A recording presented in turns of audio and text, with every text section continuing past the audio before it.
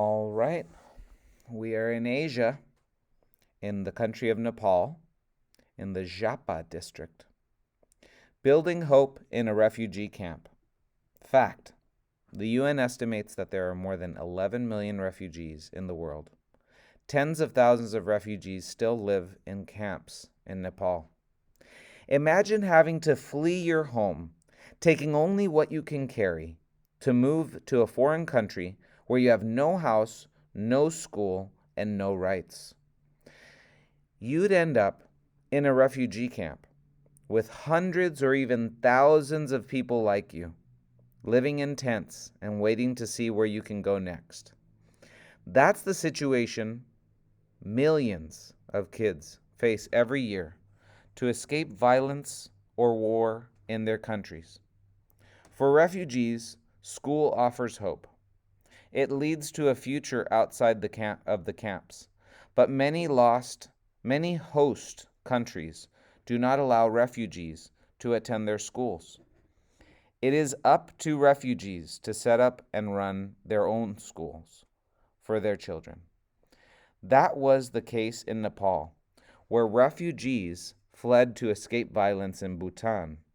In Madan's camp, Beldangi, too, they had few resources, but a lot of determination.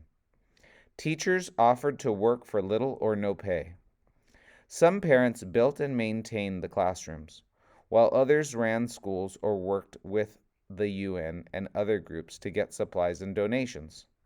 Together, they built a successful school system. Although the schools are often short on supplies, the students manage to excel. More than 90% pass their national exams in high school, which means they can go to college in Nepal. In Beldangi 2 camp, the refugees are not allowed to build permanent buildings, so they make their own huts out of bamboo.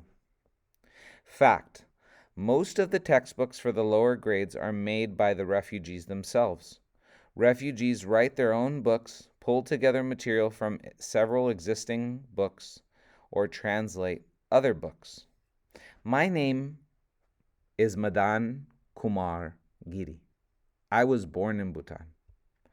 Life in Bhutan was terrible for us because of my family's background. We are of Nepalese descent. We did not enjoy any kind of rights in Bhutan. We went to live in a refugee camp in the eastern part of Nepal. It was called Beldangi 2.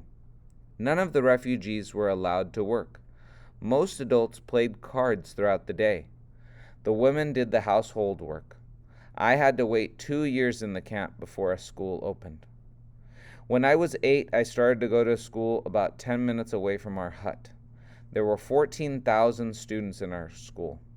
The classrooms were very congested and dusty. My school was made of bamboo and thatch. I used to sit on handmade carpet on the ground with my friends. When we reached 9th grade, we got desks and benches. We had books, papers, and pens supplied by a relief organization called Caritas Nepal. There was no electricity in the camp or in our schools. We studied subjects like math, science, and social studies, English, Nepali, and Dzongkha, the national language of Bhutan. After 17 years in the camp, my family and I immigrated to Canada. The best thing about school was that we were taught in English. It is really helpful to me now.